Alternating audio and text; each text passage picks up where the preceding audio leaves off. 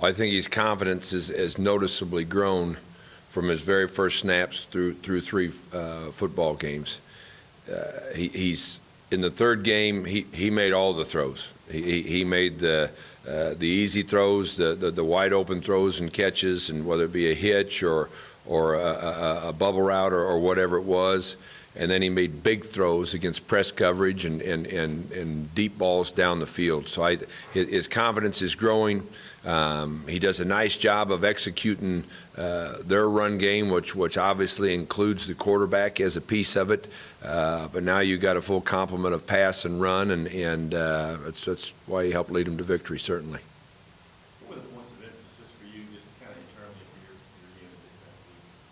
for your unit? Last week you're talking about fundamentals and improving upon our technique. I think there's a saying that goes, a team improves most from game one to game two. I don't think you're limited to that. I think early in the season you got a chance to make great strides and improvements every week, and especially when you're faced with an open week as early as we are, you get a chance to go back and focus on the fundamentals, and that's exactly what we did. We were not pleased with how we tackled, and so we spent time tackling as a full defensive unit on Wednesday and Thursday when we were dressed out in full pads. I was excited about how our guys came back to work yesterday, both in energy level and how they went out and executed. It looked like a team that was excited to get back to work.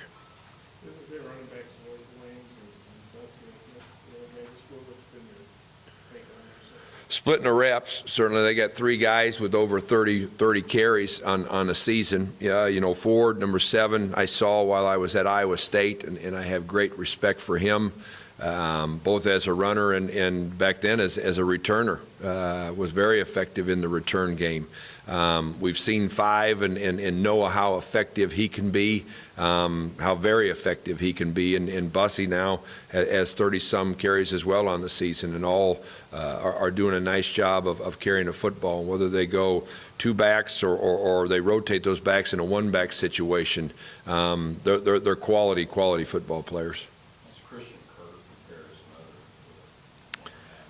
Well, I think Christian Kirk is as good as there is in this league. And when we talk about postseason honors or preseason honors, he's always one of the first to roll off our tongue as far as offensive skill players, all purpose as well as receiver. He can run the ball. They can put him in the backfield and give it to him. They can run reverses with him. They can run a short passing game. They can run a deep passing game. And we know how big of a threat he is as a returner. So our guys, and certainly staff included, have a great amount of respect for him.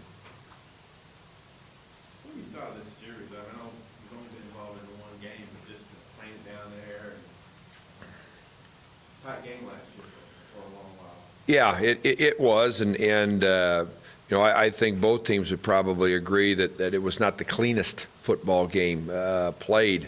And that's the first thing you got to improve on. You got to play a clean football game every week if you want to have the best opportunity to win a football game, and that will be one of our goals as we go back down for this rivalry. I've had a chance to play him when I was at Pitt. I've had a chance to play him when I was at Iowa State, and now here.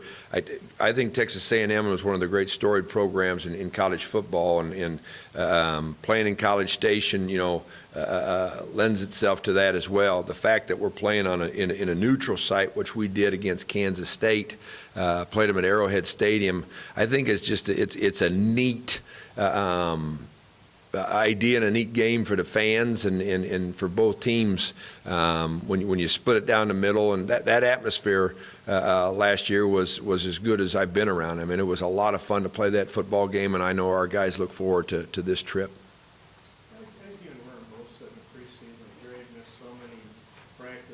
Still, as good as he was still kind of learning how to play linebacker. Now he's had a little more practice time, but where do you think he is in that evolution? I don't think he's reaching up and scratching the ceiling yet. I really don't. I think he's still learning. I think Dre's still learning linebacker as much as he is linebacker in a 3-4. The reads, the keys, the depth between he and the offensive and defensive linemen, how fast he scrapes, how slow he scrapes, et cetera. I think he's still really learning. You're talking about a high school safety, right? And a guy that has gone from a 4-3 to a 3-4 and still being coached and has missed significant time from an injury as a sophomore and spring ball and all that. So we remain, excited about how high that ceiling is as he continues to learn, and Coach Hargraves is doing an excellent job of coaching him and bringing him along, and week by week I think you're going to see that growth take place. You mentioned a lot of TCU success on third down when they were in third short. What's the key on first and second down now that you've seen the film to getting through the more third and long? Well, the key to first and second down success to me always begins with stopping the run, and your run defense efficiency has to be great on those downs to push them into down and distances they don't want to be in. This is a team that runs the ball heavy on early downs to put them in favorable situations, and we're going to have to fit right, we're going to have to tackle great, and we're going to have to play with a sense of urgency that great defenses play with. What's your take on A&M's offensive line? I think they're extremely well coached, and I think we know they've juggled people at different positions, and whether it's moving a center or guards and tackles, I think this offensive line is extremely well coached, and I know that by how well they blocked us last year and picked us up. We tried to move, and they very calmly and confidently adjusted to what we were doing scheme-wise and blocked the heck out of us, and we count on them playing tremendously well Saturday morning. A&M's had a lot of really big plays that kind of turned the tide in this series the past couple of years. And I know big plays were a bit of a struggle last year for limiting them. So what have you been working on? What do you do? How do you limit A&M from having those explosive? Yeah, big plays were a problem not only in that game a year ago, but all season long. And it is one of our key objectives to play great defense is to limit big plays, as you said. The first thing is starts from the back forward is you got to control the upfield shoulder. If I'm a defensive back responsible for deep coverage, be it a third, a quarters, a loose man coverage, I better remain on the upfield shoulder of that receiver as he treks his way down the field towards our goal line. If I'm in man coverage, I got to compete. I think the phrase 50-50 ball has grown in its use.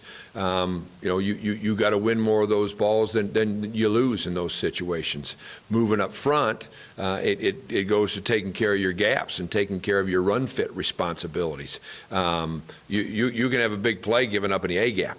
If you're not there to fit it or you don't tackle it well just as easy as you can on a post play.